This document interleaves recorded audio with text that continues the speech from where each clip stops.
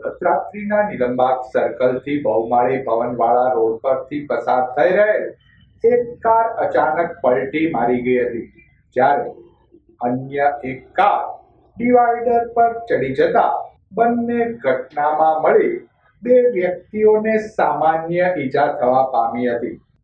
રાત્રિના નિલંબાગ સર્કલથી બહુમાળી ભવનવાળા રોડ પરથી પસાર થઈ રહેલ કારના ચાલકે સ્ટીયરિંગ પરનો કાબુ ગુમાવતા કાર પલટી મારી ગઈ હતી. કારમાં સવાર બે વ્યક્તિઓને સામાન્ય ઈજાઓ પહોંચતા સારવાર અર્થે હોસ્પિટલમાં ખસેડાયા હતા.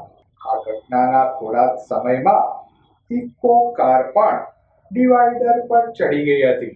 જોકે બંને ઘટનામાં ચાલકનો આબાદ બચાવ થયો હતો. બનાવના પગલે ઘટના સ્થળે લોકોના ટોળા ઉમટી પડ્યા હતા.